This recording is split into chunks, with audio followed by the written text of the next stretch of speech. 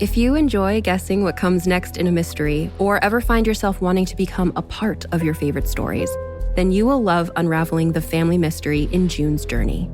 June's Journey is a hidden object mobile game where you follow June Parker as she embarks on a quest to solve her sister's murder and uncover her family's many secrets.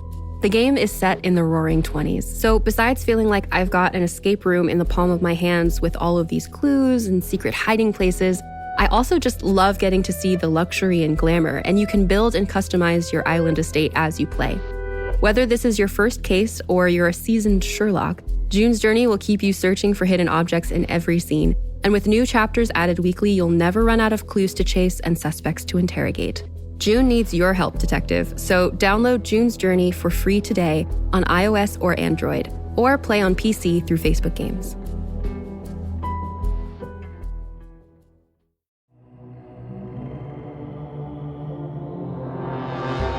Monsters come in all shapes and sizes.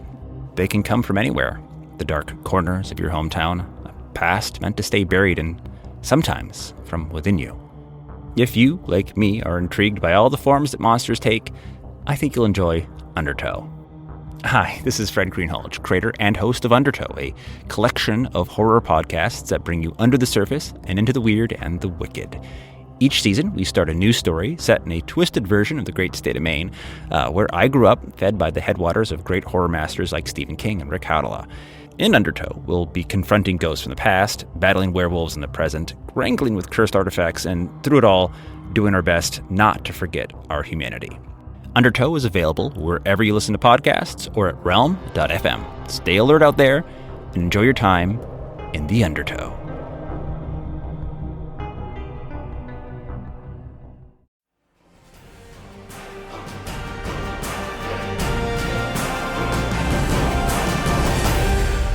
Dylan, do you have a favorite character from season 3? So give me a second full of the characters from season 3. I think it might be Snoopy. I think I have to agree with you. I really did like Snoopy. Because like your Bugs Bunny XB is entertaining enough, but I think he's entirely just the bit. He's just a bit. There's nothing else to him. I don't like the character. It's just working with that character is fun. Well, no one would like Bugs Bunny. Bugs Bunny's an asshole. Yeah. He's an asshole to everyone. It's also apparently a Clark Gable reference. Really? Like all of it.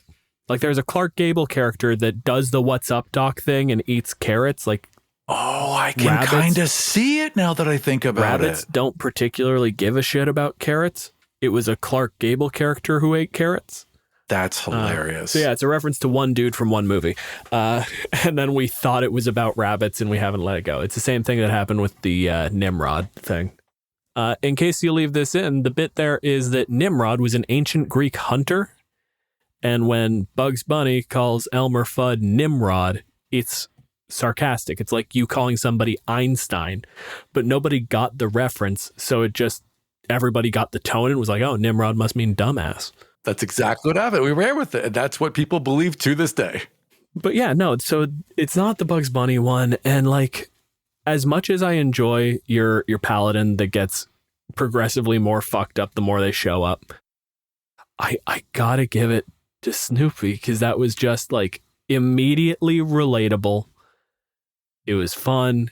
It worked. Like, wasn't a giant asshole. No, he was a good dude. He was an earnest little dude. Yeah, just doing his best. I respect it.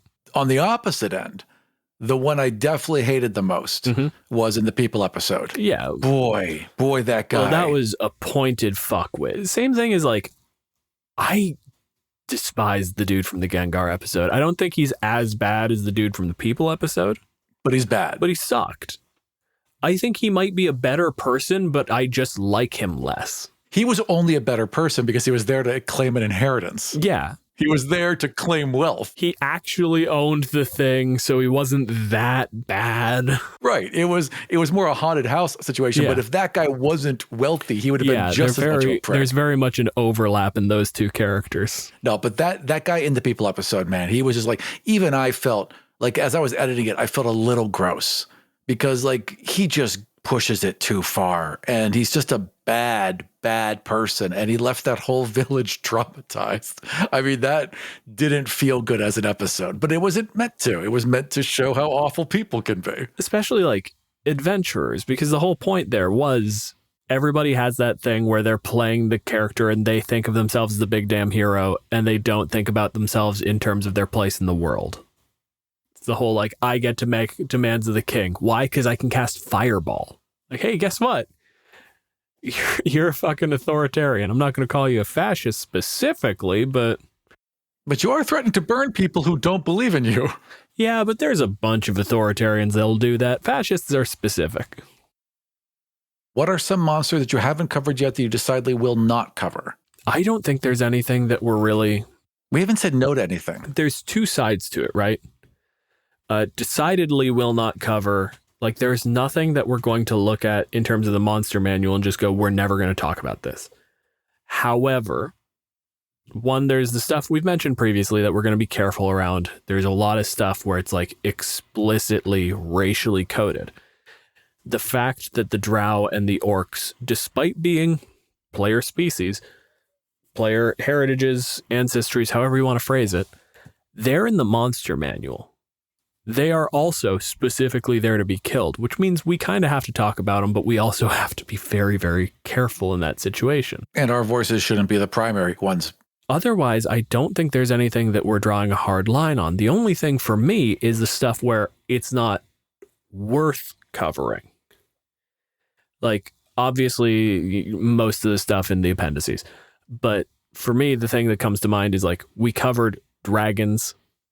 We could do more dragon episodes, and the chromatic ones, there's some level of interest because of the different...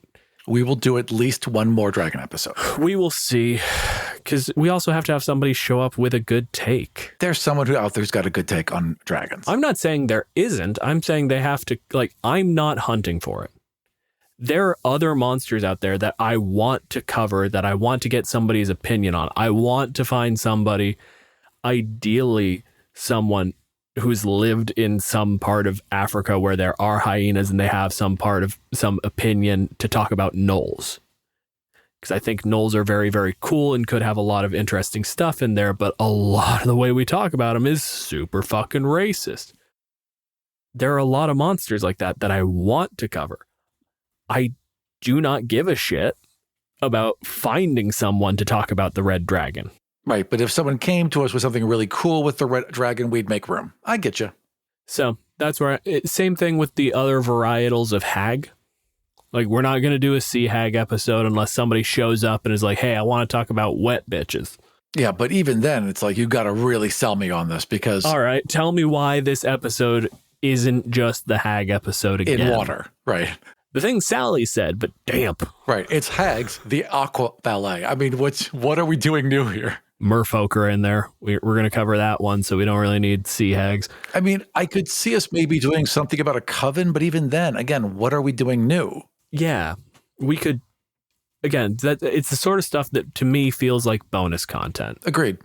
Like, even talking about the other types of dragons doesn't feel like a whole episode, because then we have to do another AP. We have to find a way to do another dragon encounter that feels interesting and valuable, which is, I mean, there are ways to do it. There are ways to do it, but it's going to be a lot of repeat. And there are easier ways to make other shit interesting.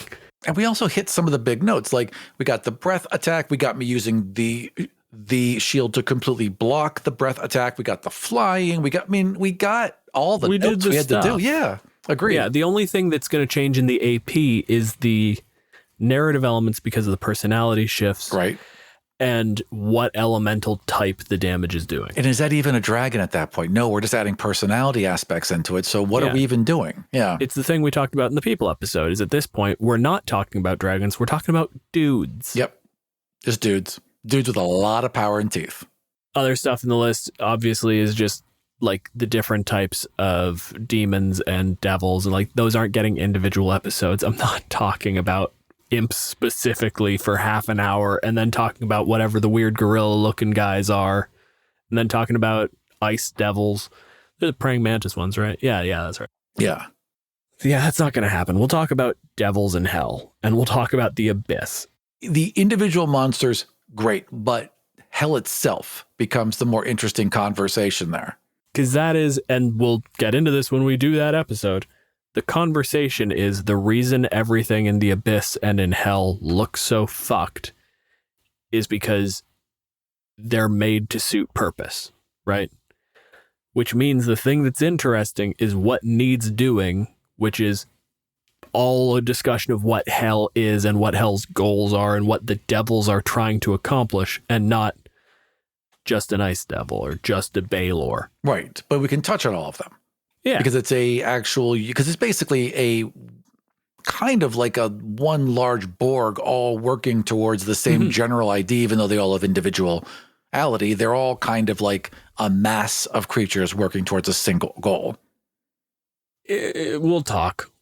Fair enough. I don't know that I agree with that at all, but I don't expect you to. I see where you're coming from. I'll give you that much. What monster this season is the best chef, and what are they serving? I missed that one. That's a great question. I mean, I don't know that it is because we covered people. Okay, and they have like I don't the palette. I don't think we can count them. I think we're gonna get. Yeah, we have to leave the people out of this one. Because here's the thing. We have to immediately omit pixies and people because pixies are just a subset of people. They're just short people who fly. Also, pixies specifically, in their description, it talks about how disgusting their food is to humans. They eat. Does it? Horribly. Or is this no? Is this another thing where you said a thing and you're quoting yourself as a source? I'm not quoting myself. I actually read this and was surprised about it because I would expect pixies to eat like cupcakes and honeysuckle, but no, it's like mud pies with worms in it. Like they eat gross shit. I'm gonna quietly pull up the monster manual in the background because I don't believe you. That's fine. But as far as like who would, I'm looking through the list right now. Dinosaurs, no. Everybody else in this season eats like raw meat. Yeah. Mephits, no. Modrons, maybe. Modrons are robots. They don't eat. Okay, that is a problem. Tarask, no. You know what? Raw meat. The Medusa. If we're going to pick one, I think it's got to be the Medusa. Just a dude. Right, but I mean, okay, I see what you're saying. Like, if we're not including the humanoid ones, we're not including the monsters. There's nothing left. There's no one left to ask. Well, that's why I think I love you, Alex. You know that. You know how desperately I love you. Nobody. This is a shit question. Look at the season. Christ. Let me rephrase it. What monster would be the tastiest? Okay, that I can work with. Yeah. First, we got to tear it down to just the ones made of meat. Well, dinosaurs are just birds, so they probably taste like chicken. They are. They'd probably be real gamey because like they're huge.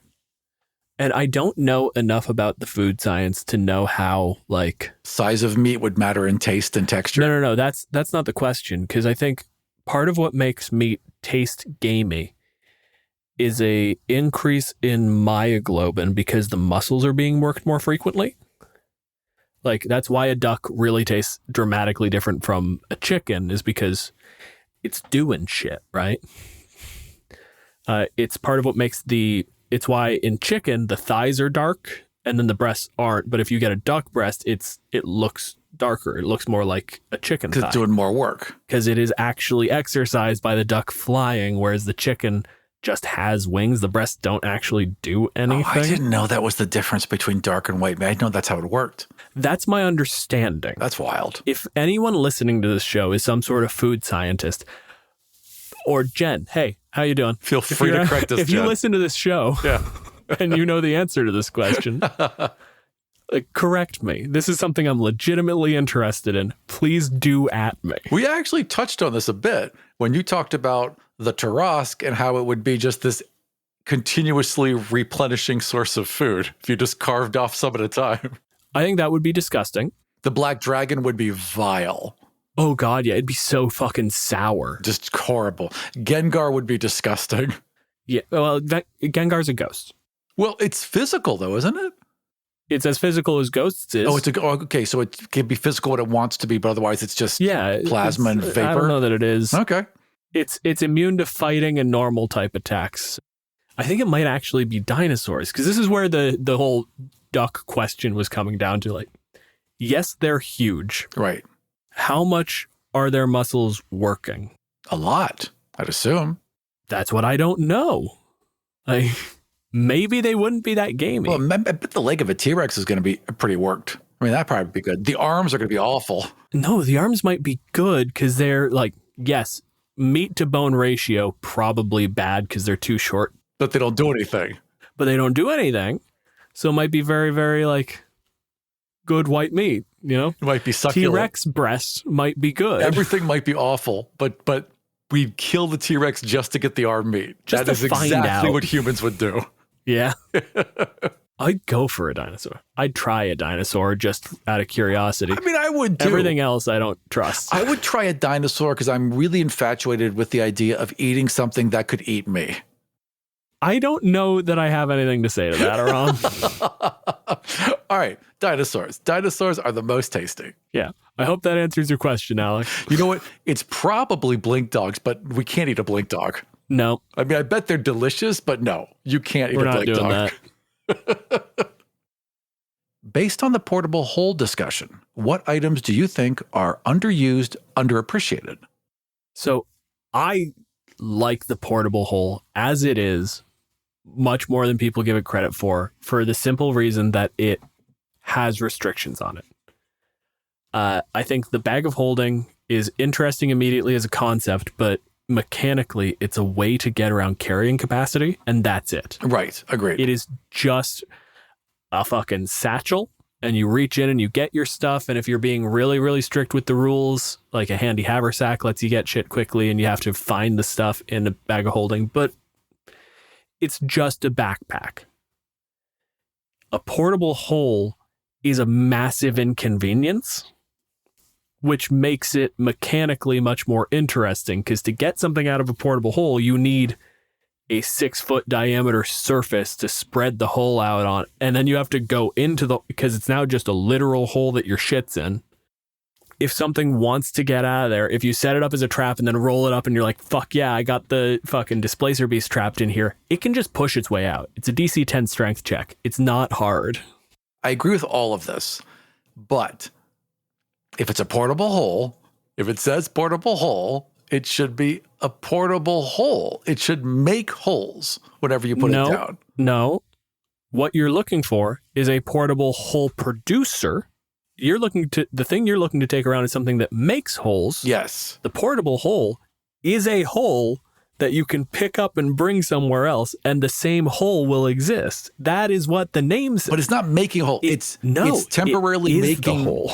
But it is. So in my version of the portable hole's always there. Whenever you put it on something, it makes that hole. It just puts that hole in whatever it's on, as opposed to making it an extra dimensional space. So by that measure, if you put the hole against a 10-foot wall, it becomes a tunnel. Yes. I like that better. I know you do, is what I can say to that. I also like the idea of them having to put all their treasure and then pick it up the hole and having to come back and get it later. It's just a temporary holding space. I find that incredibly boring. No, imagine this is an actual adventure, right? It's like you get down to the end of the boss fight, you kill that guy, and then you're like, all right, now that we've killed out all the monsters in the dungeon, let's come back with a wheelbarrow. We'll fucking pop the portable hole down where we... Like, that's not actually interesting. It's a fun idea when you say it the first time, but it doesn't serve the game. In the purposes of the episode, when you brought it up, it was a funny idea. It was perfect. This is exactly what Bugs Bunny would do. But as an item that I would put in my game, no. It's not helpful. Well, the whole part is, but the portable bag part tunnel. Yeah. Where if you gave it like a 10-foot depth, I mentioned it, like doing that as like either a consumable, something like, the row of useful items has a window. And my assumption, I don't know if it's written in there, I can't remember. It has two of them. There's two of everything. My assumption is you get the window off and you can put the window on something and now there's a window in that wall. Right. Like that I do like. I think it should be a consumable. I don't think you should be able to get it back. And if you wanted to make it fucking slapstick, you make it paint. You make it the Roadrunner thing. Or chalk. You make a chalk circle and it becomes, yeah. No, because I think there's a chalk item that specifically does that for portals. Oh, really? Okay. I think. No, you're probably right. That makes sense. Keep in mind that I also, like, had so many PDFs of 3.5 books forever ago. So there are so many items floating around my head that I don't know if they're real or if they're from another edition. Or this is the thing. Okay, just a little side tangent here. Yeah. I cannot fucking believe how boring magic items are in 5e. Hands down, across the board, boring as hell. No, which is funny because like the thing that they specifically set out to do, the stated goal was we are going to make it so that magic items are no longer tethered to your level up, because that was a major problem, is you were expected to have a certain level of magic item by a certain level. So you hit level 5, everyone in the party should have a +1, maybe a +2 weapon. Like by the time you're level fucking whatever, you're planning out the magic items you have to get to make your build be complete. And they did do a good job of doing that, in that like if I made a level 20 character and gave them no magic items, they're going to do cool shit. We're good. They'll be able to fight the monsters. It'll be fine. But most of the magic items are shit like, okay, you basically can cast fly now. Right. Or you have a +1, or you have a +2. They're still the exact same mechanical bonuses that they always were, and they don't do anything fun. Baldur's Gate was great because all of a sudden there's this slew of really interesting magic items that don't disable the game, don't overturn it. They're just cool to have. They make it more interesting, and there's tons of them. Hold on, name one, because I can't really think of any magic items that do stuff much other than like damage or like bonuses to stats and shit. And I'm not saying they don't make the game more interesting, but I think the reason they make games more interesting is because it's digital now and you don't have like the math of them doesn't matter. This is a really good set of armor, so it reduces bludgeoning by 2 points, and it does this and it does that. So that makes it very cool and but you don't want to do that math on your own. D&D is always hampered by its own math, which is why D&D makes more sense as a video game than it does as pen and paper. The magic items have kind of been a disappointment this entire edition. That being said, the most interesting magic items are always the things that, honestly, it's kind of like your whole problem where I'm like, I get why you think that's interesting. Nearly everything you say makes me ask a question. And if I'm asking that question, someone at the table is going to assume an answer to that question. And then we're going to have a, not even necessarily a disagreement, but like I suddenly have to recalculate. I don't need to know literally everything that my players can do at any given moment.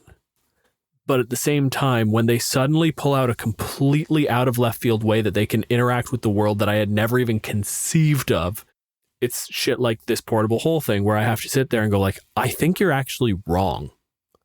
It's not that you outsmarted me. It's that you're parsing a sentence different than I did. Right. And I don't think what you're doing is true. It could ruin an entire dungeon if you make the typical dungeon where there's 10-foot walls in between everything, which is not how a dungeon would be. It would be carved out, have giant voids all over the place where a 10-foot thing would not work. You wouldn't be able to get through the 10 feet of material. If it's a cave system, but some dungeons are straight up castles. Right. Then you're effed because I can get through anything. Yeah. I can enter any room now. Yeah, exactly. Here's an example. People playing at home. Don't ever fucking do this, but you'd be right if you said it.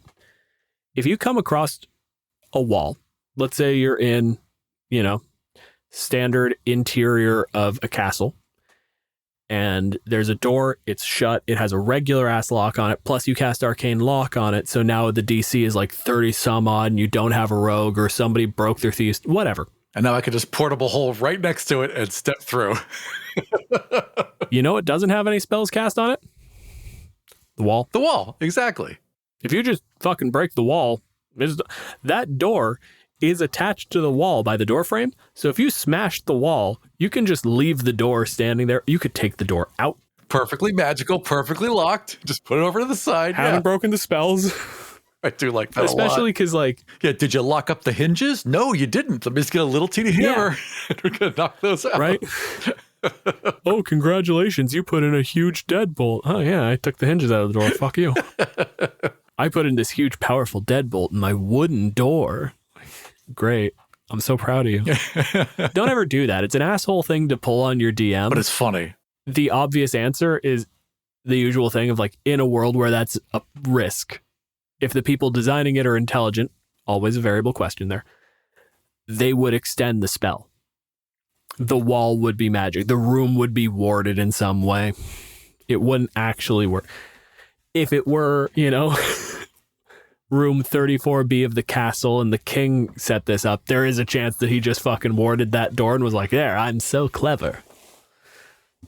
Then you cast Shatter on the wall next to it and you're like, fuck. Well, it's like with trying to stop people who make viruses for computers. You can make it as Loctite as you want. There's always going to be someone who's going to find a way in.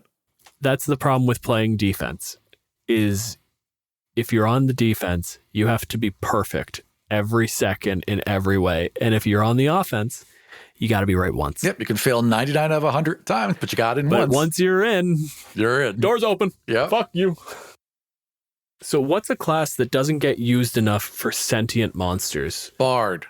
Have I done my tirade on why I don't like bards in this? I don't think so. Let's do it. I'm going to try to keep this relatively contained. I think that the bard assumes too much that isn't intuitive about how magic works in a setting for it to be a base class. I see why it's there. I get the role that it fills mechanically, the support caster, all that shit. But if you come out to me and you tell me, here's a class, it does all of its magic via music and song, there should be so many bards. Yes, it should be the most common magic. It should be all over the fucking place. And also, the bards run through colleges. And like, if the whole thing is that it's something about resonance is what makes their magic work, is that it makes the weave resonate in the right way, like, then that is wizards. Bards are wizards. Right, if they're going to college to learn it, they're just wizards. Well, not even if they're going to college to learn it. Like, if that is the way that magic happens, then the thing that a wizard would go to school and learn, like, okay, in Canada, the way we split it up is university is the academic thing where you're learning a high concept. Like, you go to university and get a degree in physics, or you get a degree in philosophy, whatever. And you go to college, and college will teach you like a trade. You go to college to learn carpentry. Culinary school is a college. So that's the way that I'm going to talk about this for our purposes here.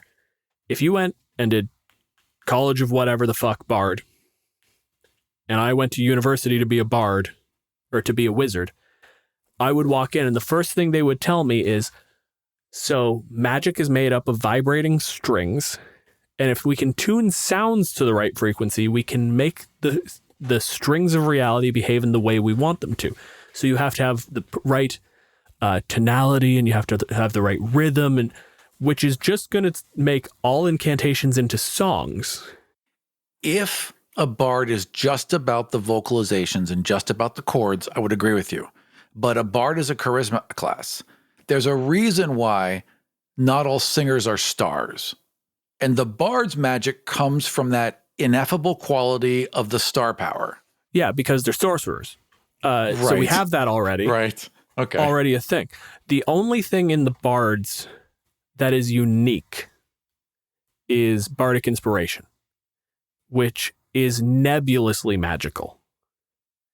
And that's sort of my problem, is it's the same thing we run into with rangers, and they ran into this problem in fucking 3.5 with all their half-casters.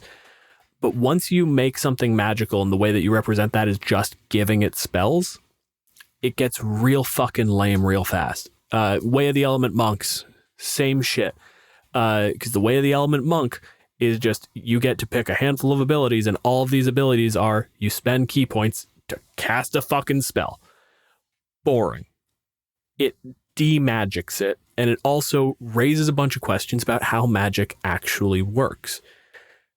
Because again, if you're going to say to me, wizards have an academic understanding of how the world works, and they're manipulating it, and they understand the truth of reality, and that's how they do magic, then they are bards if what bards do works and is correct. I see what you're saying. There's no reason why a wizard can't make a music box that is perfectly tuned to cast Charm Person. It should work that way. It should work that way. In which case, all wizards are bards. And yeah, you get the divide between wizards and sorcerers, but again, that's something that we just made up. I think once you put in warlocks, sorcerers are less interesting. So get rid of sorcerers entirely as well. They shouldn't have spells that cross over. If you play a sorcerer... I don't think a bard should have spells. I agree with that too. But what do you do? So that's the thing, is when you look at the way they're talked about in the book, they're fucking spies. Like, a rogue is either a thief or an assassin. Like, they're sneaking up to either take your shit or to stab your face. A bard is a diplomat. Right. Is doing actual, like, infiltration. A rogue sneaks into a building to steal shit. A bard walks in through the front door because he's convinced you they belong there and they're going to take the thing without you noticing. They're wildly different behaviors. They're completely different classes. Or they're going to walk in and you're going to end up giving them the thing.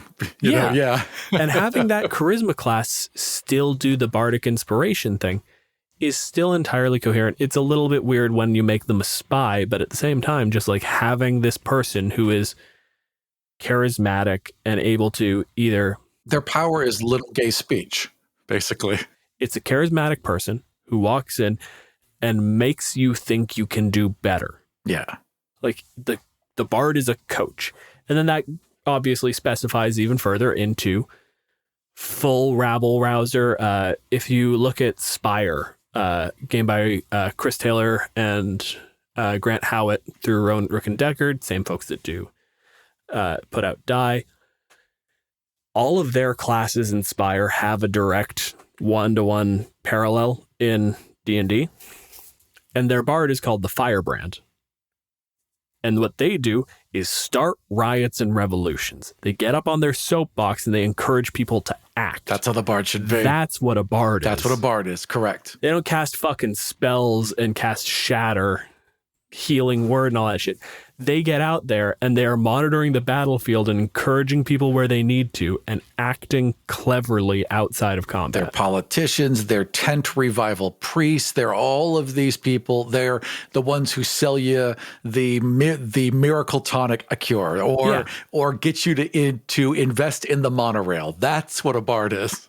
And most importantly, they don't tell you something specific and guaranteed about your setting that you might not want to deal with. Right. The idea that magic is inherently music is inherently magic and there's some weird tie-in there that you can just stumble on and become a bard is not something I want to deal with in my setting.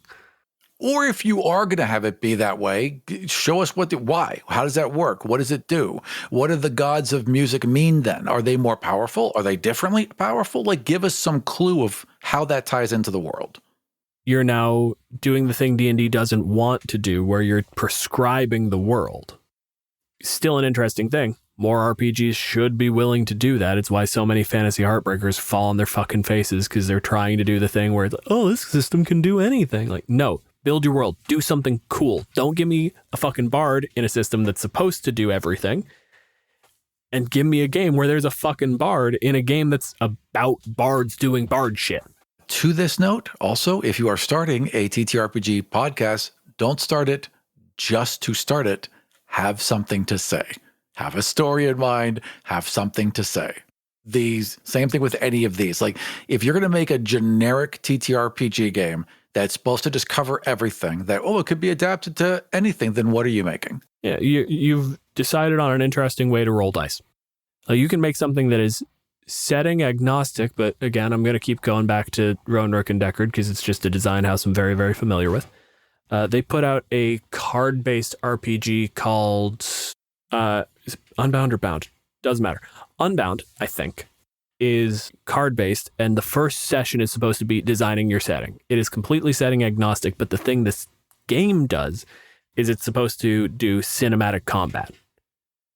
So at that point, the setting doesn't really matter. It's mechanically doing something specific. You don't have to necessarily have a world you're bringing across, but you do have to be saying something. And that thing can be as simple as fights should be flashy and fun and not require a huge amount of pre-planning.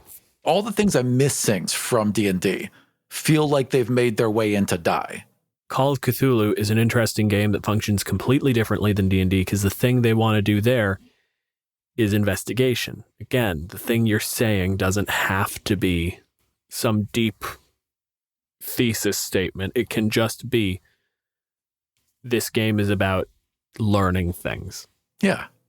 Because honestly, a game that says it is fun and interesting to gain knowledge is still a fucking statement. Getting back to the actual question of what classes don't get used enough on monsters. It's still the same answer. It's Bard. Well, I know that's your answer, but I think it's a shit answer because bards are boring. But it's the least used one. That's what they're asking for, which is the least used one. That's the one. No. Underused. Least used is a very fucking different thing because... You're right. You're right. That's fair. Because the bard as a support class is weird because it's that jack of all trades thing. Like having something that can throw out bardic inspiration would be good for NPCs and monsters, but like the rest of what makes a bard is out of combat. I would do something more with like a ranger, because then all of your class abilities are things that are useful to the monsters. Having, sake of argument, an orc ranger as opposed to your standard orc barbarian gives you someone who is out there hunting and searching and tracking. And when you manage to take your orcs and like, there are 1,000 problems with orcs and this doesn't address any of them. But if you're going to run your orcs as a military group, they should be scary and they should be tactical and intelligent. And if they are, your players are going to want to run. And at that point, having one orc who just goes, no. You can run, but you cannot hide. Humanity thrived not because we are strong, not because we are fast, but because we were endurance. We were persistence predators who tracked and just followed you like the goddamn Terminator of the Serengeti. The idea of the blink dogs, the idea that it's harrying the enemy, like attacking them from all sides, so like your enemy can't get off a good attack because it doesn't know where it's supposed to be attacked. We did that. You surrounded shit with spears so that it was too far away to be able to attack you, and then you just kept poking it from all sides so that it couldn't push past any of the spears because it's constantly turning around desperate. Rangers and being hunted are terrifying if you're on the wrong side of them. They're only boring because that never comes up on player side, or when it does, it's one session and you just decided that you're dedicating 20 levels to finding that one fucking session. Yeah. But as the DM, you get to look at it and go like, no. This session, I'm going to hunt the players like animals. I'm going to use a ranger. God, that would be fun. I got to do that now. For. Yeah, agreed. See? Fuck your bard. Well, okay, hang on. No. I agree with you. I understand the value of a bard. I was being funny because I am the funny one. You are yeah. So there's one more thing I wanted to add about bards. I just love, the only reason I really like it, because I love the idea of making your players go, oh, wait, people believe in the bad guy. They are uplifted by the bad guy's speech. They think they're on the right side. They think they're doing the right thing, so he can inspire them too. I like that flip on it. Yeah, that's legitimately good. Granted, it runs into my whole thing of like, it's part of why I don't see the need to use the bard class, because most of the bard class is being a shitty wizard. Or just being really charismatic. Why can't the sorcerer just do what the bard does? Or even just like making bardic inspiration a feat. Like you don't have to be a bard to do bardic inspiration, because otherwise the major things a bard does are all the skill and evasion things that they stole from the rogue and all the spell shit they stole from the wizards, and then bardic inspiration. If you gave all the buff spells to the bards and only bards had those kind of buff spells, maybe. But even then, where do they come from? Why? How is this happening? Making them like a combat medic type of thing where it's like, I am still the tactician. I am out there like doing alchemy, brewing shit up, throwing it to you, making sure that you can do what you need to do. That's interesting. I can get on board with this again. As a podcast network, our first priority has always been audio and the stories we're able to share with you. But we also sell merch, and organizing that was made both possible and easy with Shopify. Shopify is the global commerce platform that helps you sell and grow at every stage of your business. From the launch your online shop stage, all the way to the did we just hit 1 million orders stage? Whether you're selling scented soap or offering outdoor outfits, Shopify helps you sell everywhere. They have an all-in-one e-commerce platform and in-person POS system, so wherever and whatever you're selling, Shopify's got you covered. With the internet's best converting checkout, 36% better on average compared to other leading commerce platforms, Shopify helps you turn browsers into buyers. Shopify has allowed us to share something tangible with the podcast community we've built here, selling our beanies, sweatshirts, and mugs to fans of our shows without taking up too much time from all the other work we do to bring you even more great content.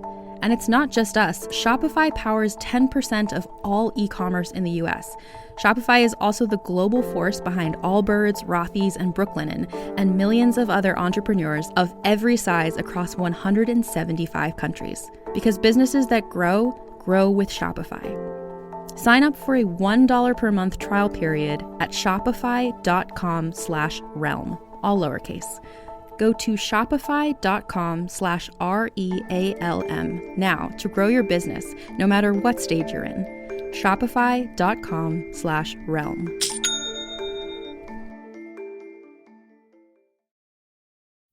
Sometimes investigative podcasts tell stories that seem almost too weird to be true. So just how wild can a fiction podcast following that same format get? You can find out on Conference Call, a Paradiso Media production presented by Realm. Starring Elizabeth Henstridge, Jeff Ward, Gregory Stees, and Emma Roberts, Conference Call blends the workplace weirdness of The Office with the cadence of a true crime podcast. Be sure to listen and subscribe to Conference Call wherever you get your podcasts or learn more at realm.fm. What, if any, cool scenes or plot threads got cut for time? I don't think anything. I just bring it up because I don't remember anything this season. The dinosaur episode. Oh, yeah? I cut so much of us talking about what they can do, how to change them, little story in the conversation part. Yeah, not so. As far as the APs, I don't cut out anything. I think we caught them through clean this time because sometimes we'll lose like a hook somewhere. I'll put a stinger in something and it just gets cut for time. Fair enough. That's the main thing that we'll cut. But you've gotten much better at trimming these and getting them. You basically deliver me something that I take a couple edits. I mean, I do a lot of editing, but I'm not taking large chunks out of it. You do a lot of editing in terms of like music and sound effects, but also with the vocal tracks. Like anytime we talk over each other, I'm pulling them apart and separating them. I am removing all of the false starts. So all of that stuff goes away, but nothing substantial. It's the actual mechanical editing as opposed to like finding the story. Yeah, no, I hear you. It's more polishing than editing. Yeah. But with the talk parts, I cut out huge chunks all the time. We always go over. We kept the thing in the Modrons. Okay, so I'm gonna mention this here because we haven't gotten a chance to do a bunch of the DM's notes because I've been fucking slammed with personal life stuff. The punchline there that you kept missing was effectively like you were summoning shit sitting in a windmill, right? Yes. Which made all of the Modrons go like, oh, well, a tower where you summon things is a wizard tower, not a windmill. This is broken. We should fix it. I was fundamentally lost on that for most of the episode, yes. And that was it. Was the further down you went is like Jeff's there and his immediate underlings are there because they realized you were killing Modrons and they were just there to get whoever was killing Modrons. And that was the thing you saw in the stinger at the end where a fucking random wizard just got killed in the street by a bunch of Modrons. They're still investigating.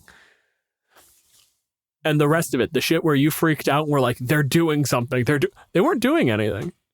They just showed up to a wizard tower and were like, this doesn't look right. We should probably fix that. Right. But as a person, I expected that as the front of an invasion or the start of the long march and it wasn't. Nope. This shouldn't be a windmill. I'm also very glad that worked out because any DM knows this, but when me and Jeff are on relatively the same page and you're not, I left that going like, that felt good. That was a good recording. I'm so concerned that this won't make a good episode because Aram's going to be so fucking discordant to the fucking story.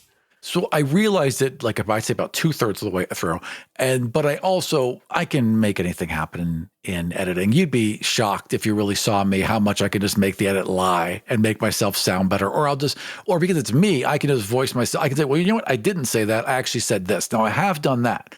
I will just say a different thing. Hey, audience, let me ruin that for him. If you hear Aram stop using contractions, he redubbed it. Shut up. That's so true. When you write I become shit, data when I write. When you write shit, thing. you refuse to use a fucking apostrophe. I do. It doesn't read as well. But when you say it, it becomes different. Redubbing Aram will be like, because it's barred, you cannot open the door. Yes. Because cannot open the door. Whereas opposed to Aram just talking, you can't open the door. That's how I would normally talk. You push every ounce of desperate energy, but you can't open the door. And you would redub it and go, you cannot. Every time. Cannot without fail open the door, because I would exaggerate this. Yeah, that's what I do. Absolutely. There you go, audience. Now you know. Noticed that about halfway through God's Fall. Became a fun game for me. That's funny. I never picked it up until you pointed out to me, but you're absolutely right. Rich asked 2 interesting questions. Did you ever expect to get so many literal experts on the show? No. We didn't think anyone was going to do the show initially. One of the things we ran into really early on was when recruiting for the show, I had to take the toys away from Aram. Because Aram did 2 things. Sometimes he would recruit people, or he would go to cast people in the show and come to me and go like, hey, I was talking to this guy. He's so handsome. We should have him on the show. And I had to go, 1, audio medium, doesn't matter how attractive they are. First of all, 2, I never said they should be on the show because they're handsome. I would say, I know this really hot guy also. Yeah. And I had to keep over and over. But you're right. It happened too many times to be acceptable, okay? Agreed. The other thing was just, you got overzealous. We had maybe 4 seasons worth of guests who you had spoken to, some of whom I owe a huge apology to, because I've messaged them and like started trying to coordinate things and then things. But there was no way for me to work with all of the people that we threw at this thing to begin with. Absolutely agree. We got way over excited. Well, because early on we're not sure if we could get the guests, and then we thought, well, if we schedule the guests, they'll just be there. But I got way over zealous. Even now, I can max do like a recording a week. You have to have time to edit, so like there's a limit to how fast we can process guests, and that doesn't allow for weeks where you're like, oh shit, I have an exam this week. I can't do. Like, I need time. And even caught up, we're telling people, look, it's going to be a year, maybe, before you hear this. Maybe it won't be. Maybe it'll be 2 months because we needed to slide you in. But probably it's going to be a year before you hear this. I think Trevor's episode so far is the one we've sat on the longest, where it wound up literally being like maybe a year and a half where we recorded. Yeah, and that was a long time. Again, more advice if you're going to start a show, especially if you're dealing with like other people coming onto your show. You can get ahead, and then you need to stop and record at your rate of release. If you get too far ahead. Yeah, if you get 3-4 weeks ahead, that's great. Or 3-4 episodes, I should say. Like for us, like 2 months ahead, that's a great place to sit. And then if we record every other week, everything's fine. But instead we hit these stretches where we record like fucking an entire season and a half in a month. And then we sit there and go like, oh God, we have content until 2025. And now it's all running into each other. And now I don't remember exactly what we did when we recorded. Yeah. Or who we've recorded with so far. It's a whole thing. Have I ever come to you and suggested someone we've already had on? I've never done that yet. I expect to do that at some point. I don't think you've done that yet, but I think that's partially because you've mostly stopped coming to me, which is where I was actually leading with this, is when we hit that point where I had to take over casting, I'm the one with less connections in general. So I immediately got like really nervous because now like, again, I don't know if we've had this conversation on the air. I'm going to do a quick sidetrack. I was talking to someone we had on the show previously, and they talked about how at first talking to me, they were vaguely intimidated, which to me remains absolutely absurd. No, that's your general vibe. Yeah, I don't get that. I don't understand. I am basically a moron. But people think I know things, so whatever. Anyway. We are a physicist. You should know some things, don't No, and that was the thing. The thing that they brought up was we did the intros, and you go in and, I made God's Fall, I produced the shows, blah, blah, blah. And I just went, and I'm a physicist. But because of the tone, they hear it as, and I'm a physicist. Also, many people don't know what a physicist is. We just assume you know everything. You're just like, oh, you're a fancy science man? I also saw Big Bang Theory. Good work. The moment they said that, I was like, I understand that reading. But what happened was, my name is Aram. I record D&D podcasts. I do podcasting and no RPGs. And then it was my turn to rattle off my credentials. And I was like, hi, I have a degree. And I'm in Canada. And that's really my entire qualification. And we didn't plan it. We literally got to that point and said, oh shit, how are we going to introduce you? And then you're like, hi, my name's Dylan. I'm a physicist. I'm from Canada. And that's pretty much all there is to say about me. There is no real justification for me being here in the first place. I have no qualifications. You didn't even work through all those either. You got quiet for 2 seconds and they're like, I got it. And then you just delivered the line exactly how you always deliver it now. And that was it. We just stuck with it because it was perfect. It comes out more in later episodes, but you can hear the inflection change where I realize I have to make it more like, I'm a physicist from Canada. Yeah. See, yes. So that's interesting, I guess. But that was the whole thing, was like, I don't have any qualifications. I don't know what I'm talking about. That was the whole point of that. So then when casting fell into my plate, I'm left sitting there looking at all of these really fucking cool people throughout the RPG space going, I am some random asshole. So yeah, I not only did I not expect to have all of these experts on the show, I didn't expect to have anyone on the show. I didn't think anyone would answer my DMs. But then to have experts take us seriously, and even to have experts tell us that they did a little bit of research because they were worried about being on the show, that blows me away every time. It's not to say that we don't do any research going into episodes. We try to do our due diligence, but at the same time, Aram does so much editing, and I'm in grad school. I'm trying to get a PhD here. I'm busy. We got to Jesse through a friend of a friend. Hey, I know this cool person who knows a bunch about bugs. I'm like, well, then we should probably talk about bugs, I guess. They had such a great way of finding a way into the mind of an insect to make them alien yet relatable. It was excellent. I didn't expect to get KP. I felt like I was punching above my weight class asking in the first place. The combination of one, KP is kind of the subject matter expert when it comes to Indian mythology and RPGs. And also just again, going to someone and go hey, can you do the cultural sensitivity work for my podcast, please? KP knows what he's talking about and also can embody a Rakshasa. In order to have both of those qualities, that's the part that's really difficult. Could we get experts on? Sure. Could we get experts on that can also act and portray? That's a real tough thing, and I'm shocked that we found so many of them. We got Jen because I was listening to Fun City. Fun City is a fantastic show. If you don't listen to it, give it a go. It's a lovely time. Jen seems super smart. I want to talk to Jen. And I think we had one kind of friend in common through Twitter, and I was like, this is just enough. And we got halfway through the fucking Mike in It episode, and she just said one too many words, and I was like, hold on. You know science. You're a sneaky expert. So yeah, sometimes we got experts on purpose, and I didn't think we would, and sometimes we got experts I didn't think we would because I didn't know they were experts, and then we got halfway through recording, and you suddenly go oh shit, I did a good job with casting this time. Yeah, this kind of show also, I would imagine, would gravitate towards the nerdier side of our, you know what I mean? So that does make sense that we did, but that we get at least more people that are very, very focused on one thing. Mm-hmm. Is there enough material for a blooper reel? And would you release it? I would release it. There's not enough material. We keep our bloopers in the show.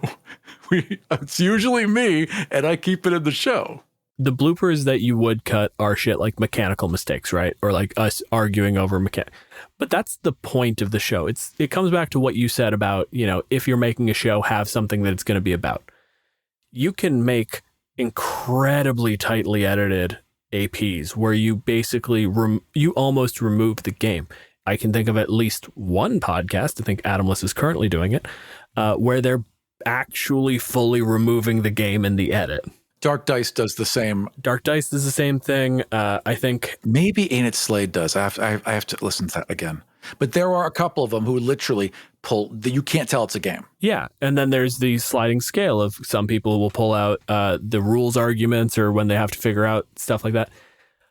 The point of our show is how mechanics interface with story. And the disagreements that crop up around that. The disagreements behind them, and then the feedback loops that they produce. The way that, like, if you mechanically reinforce the idea of, orcs as brutal and savage, that'll feed back into the way they feel when you play them, which will feed back into the way that you role play them, which will feed into you being a racist accidentally. But the main problem with a blooper reel is that a blooper reel comes from trying to do a polished thing perfectly. Exactly. That's why there are bloopers. We don't do that. There's no real bloopers from what we do. Yeah. There's just mistakes. And sometimes they're very funny, especially when I make them. But again, we leave them in. Because those mistakes are the thing that we want to talk about. Those are the things that people do at the table that we want to talk about, like, oh, there's this misunderstanding about the rules. This is how someone would perceive this rule interaction. And this is how you would deal with that. But there's no real bloopers. We're not acting. We're not guffawing over our mistakes. We're not like saying something wrong and then, oh my God, it's an explosively funny moment. That just doesn't happen in the recording of our show. It's a different thing. Which guest would you invite back? We don't invite guests back. Everyone gets one shot. They can come back and play. No, but that's the answer. I don't think we've aired an episode with someone where I didn't enjoy playing with them. If they wanted to come back and do something like they got to play a PC and we were fighting a bigger monster and we're doing something that feels more team-based, basically anybody. Off the top of my head, I cannot think of a guest that I would not have back to play with again. No one gets a second monster. No one gets a second monster. That is a lock. That is a thing we've said from episode 1. No one gets a second monster. How do you all feel about season 1 after finishing this season? Season 1, I can see what we were trying to do, but the polish isn't there yet. This is, again, coming back to the whole intro thing, right? You came into this as our nominal subject matter expert. You make podcasts, you do APs. I've been running D&D for forever, and I've listened to way too many podcasts, so I knew what I wanted to do, and I like to think I hit the ground running pretty well. But there are still places in season 1 where I look at it, and I'm like, I was running this too mechanical. I'm too focused on getting my point across and not creating something that is entertaining, because at the end of the day, doesn't really matter how right I am if the podcast isn't fun to listen to. You talk a lot about me entering professor mode. Yes. And I still do it. Like, I can't stop doing it. I wish I could, but I do it a lot less because I know that I have to be an entertainer now. Well, also, you stop being a judge. In episode 1, in the Banshee episode, you were a referee. And you did not want to step outside of the role of referee. You thought you had to be the neutral party between these two factions, which was a perfectly reasonable way to approach it. But then realized later on that doesn't really work for the show. The basic idea was spend the interview part talking about the monster, and then the AP was meant to be like taking the monster for a test drive. I had to be a neutral arbiter of the rules who was just making sure that the two sides play fair. And then eventually we were like going back and listening to it, not because of anything you or Orla did, but I didn't make that game interesting. It was just a guy in the woods. A combat, and it was a good combat, and both of you did a good job, and Orla brought an actual character, but I didn't set up any form of plot or conflict. It was just two things bumping into each other. And I can see that, and it's something that you and I have talked a lot about in terms of, you've asked me a couple of times, when are we going to do the episode where you get to be the guest? And the answer is over and over again, no, we're not gonna. Not because I think I'm necessarily incredible and I have to run the game, but like succinct, fully encapsulated 1 hour games are a weird skill that I had to learn and that I had to get good at. You can hear like some of the strain in the first season where I don't know how to run a game this quickly and make it feel like a story. And now we're hitting the point where I'm like, no. I can feel the points where I'm like, okay, now we need to get to wrapping it up. We need to, this. It's becoming a little bit more reflexive, and I'm not going to fall into that guest seat because the moment I play a monster, someone else has to learn that skill. And I don't think I'm special in my capability to do it. I think I might be special in my actual literal ability to do it because I'm the only one who's needed to practice. There's also the dynamic between us where when you decide to be the big brother and push me around, I just go, okay. And I listen to you. As soon as you as soon as you start putting down the law, I become I just give in. I acquiesce every single time. I'm like, yep, absolutely, you're in charge now. And I feel like too many of our guests would take your side. It's more fun for the guest to take my side than to take the DM side. You're absolutely right with that. Although it works out really well with Trevor. Well, I'm not even worried about that. I'm worried about what it looks like when the DM takes your side. That's probably not great. The DM needs to be able to put a boot on your throat, and too many people respect you for some reason. Do you have a dream guest for a particular monster? If anyone is going to do the Red Dragon, I want it to be Brennan Lee Mulligan. I don't think I have anyone pigeonholed in my head where I'm like, I want you to do this monster. I want you to come on and talk about this thing. Or I have this monster and I really need someone who's just like this. The only one in my head is the Red Dragon is potentially the most boring episode we do, especially now that we've already talked about dragons. But I feel like the combination of coming from like comedy and improv and the storytelling that I've seen him do and that particular focus on the animosity towards capitalism and the fucking greed that a red dragon embodies, that's the motherfucker. That's the person who can make that episode interesting. You know what? I had a couple ideas, but nothing's going to beat that. That is the perfect answer. Brennan Lee Mulligan as the Red Dragon is perfect casting. I would say something about starting a hashtag, but one, that isn't really a thing anymore, and two, Twitter's going to be dead by the time this fucking episode comes out.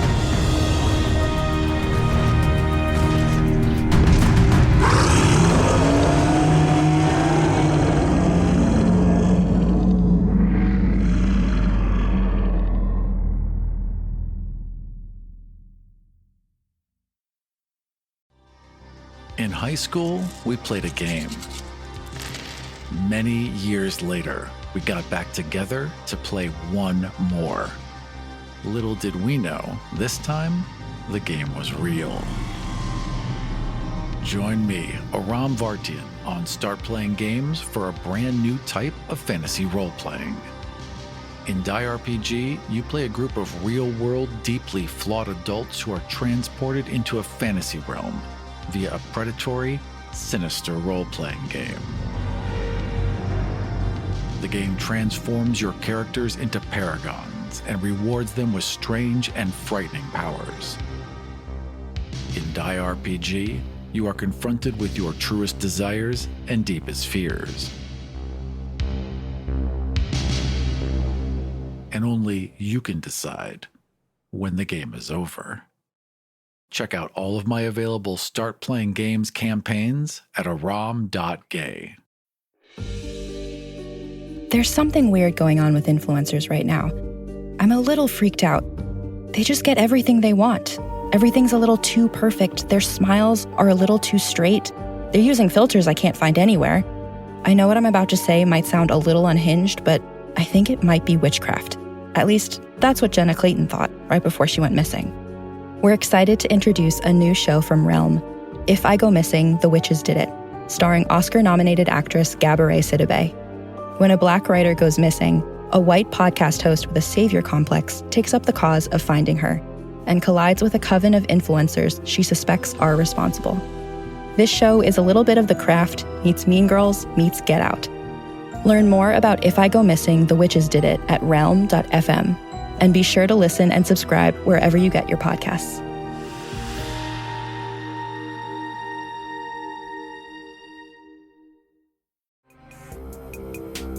This show was produced and edited by Dead Ghost Productions. Find out more about us and all the shows we make at deadghostpro.com.